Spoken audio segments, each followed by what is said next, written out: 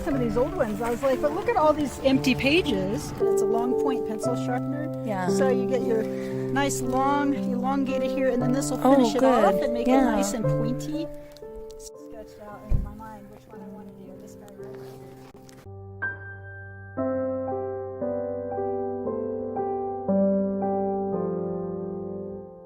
here. And not everybody does that. I tend to like to do it. So I'm like, okay. I'll mark it. Basically where I think the main branch lines are. And some artists will just hold like this. Yeah. And, you know, and I do that sometimes, but when I'm doing like the exact parts, I tend to still do it like a pencil. Okay, so we've got his little spine there. And that branch there. Look at this. I think there's only a couple branches on this side, the leeward side. That is so crazy. So now I get my blunt pencil and I use him to put in the other parts. Let's see here. Let's see how this works. So I'm putting in those needles, just blunt, because if you use with a skinny one.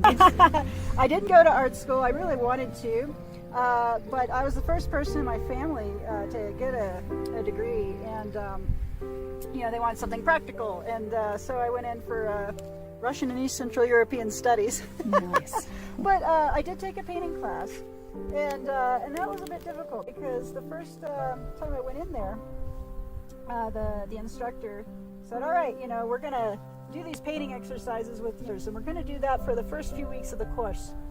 And I was like, "Oh, okay." And then after the class let out, I went up to the professor and I said, "Oh, excuse me, I might have a little bit of trouble with the color exercise." And he's like, "Well, why is that?" And I said, "Well, because I'm red-green colorblind." And the man just looked at me and he's like, "Women aren't colorblind, and you're going to have to take these exercises or you're not going to be able to take my course." And so, you know, being an impressionable 18-year-old, I just dropped it, and I didn't go back into art for lighten this up. I'm going to do a lot of in and out, so it's going to look kind of weird. Okay. But this is just how I do. First 9 years of my life, I was in a little town in West Virginia, and then my parents took the covered U-Haul and went west. And but no, I'm a near native, I call it. I've been out here since I was a little kid. Tell me how being colorblind has affected your art. Oh, well, probably not too much, but it definitely informs my practice. I have to really pay attention. I've been told I actually have an advantage that I can see values a little bit better than the average color-sighted person. Over the years, I've learned, you know, which pigments play well with others. I've researched them to death. And I paint with a lot of friends, and so they'll definitely set me straight if I've got something really wrong going on. Mm-hmm. It's like, you know, the color spectrum is like if you have a big keyboard, and you know there's all the keys, but someone's just kind of snagged some of them, right? So some greens are gone, some reds are gone, and I can see some greens are what I think of as green, and some reds as I think of as red, but some of them are absolutely just gone, and I can't detect them. It's like you're trying to detect, you know, ultraviolet or infrared for a normal color-sighted person. It just doesn't exist for me, certain, you know, shades, and so it can make it really difficult when you're trying to do things in full color. Well, I primarily love anything nature-related. Birds are my muse. I have an African red-bellied parrot, and he is the bestest model ever. But no, I absolutely love birds. But I love all the critters up here at Rocky Mountain National. I love that it's so close to Fort Collins. I love that there are so many different levels, life zones, that you can be in one day. You know, you can be down with the grass and the elk and the turkey, and then you come up here, and it's just a completely different ecosystem. Yeah. And it's never the same place twice. I've been coming up here since '83, and it never gets boring. I've never been like, ugh, not Rocky again. Birds and trees. Birds and trees. Okay. Those are my two favorites for sure. But I love drawing people too. The problem with people is, you know, there's all these different pinks and browns That you can see. If you're colorblind, you can. I was accused of, you know, they're like, why do your people look like zombies?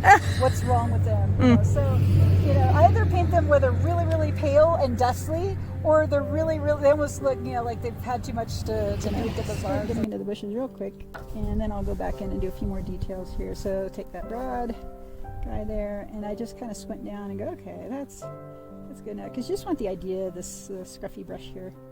So I love it because you can. It's like a photograph times 100, because when you're going along and you just take a picture and you move on, right? And you know, and if you're lucky, you'll go back over your 10,000 digital photos and look at it. Whereas this, you know, I'll spend an hour looking at one tree or one bird, and it's almost like, you know, you just it becomes part. You know, you're looking at every single little angle, every single little bit, and I can look when I look at my paintings or my drawings. I mean, it's like going back, because it's not just the drawing. You can feel the wind on your face. You know, you can feel, you know, smell the pine. It just all immediately comes back. And I don't know what that mental process is that does that for me, but it's just phenomenal. And you can go to the same place and watch it change over the years, especially if you do the same tree. I've done some trees over and over, and then they chop them down. Oh no! Not here, but you know, on the plains. But yeah, and this is gonna probably end up looking really different by the end. But so let's see here. And it's just the best. I am so spoiled to live where I live, because I have friends who, you know, artists who live, and I'm not, you know, there are beautiful places in Kansas and Nebraska and stuff, but you know, but I am so spoiled for choice here. You know, like they have to really seek out, you know, the spots that, and they can, and I think that makes them better artists in a way, because they have a lot more to work with, you know, in their mind to go, okay, how do I make this cornfield amazing? Yeah. You know, but here, I mean, it's just look, these are sculptures. I am just drawing sculptures. So you can see, like, normally I would go up to a tree like this and, you know, to get more information, look at the bark, but as you can see, this is really delicate tundra. Yes. And just a couple steps, you know, will totally set some of these plants back, you know, by decades, or just kill them off. So you have to really, you know, watch your step. Like the elk can stomp on them, but, you know, hundreds and hundreds of tourists and people coming up here, it adds up, because you're like, oh, it's just me. But everyone else does the same thing.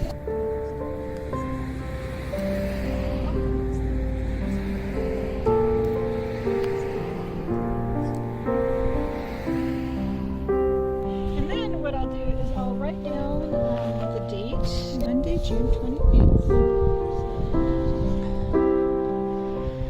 Monday, June 28th. And we are, let's see here, Trail Ridge Road. Near Ute Trail.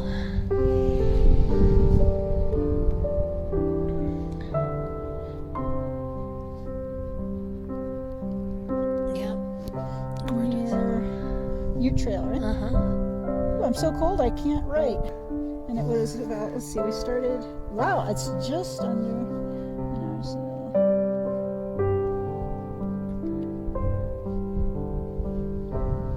Okay. Very cold and variable conditions. There we go.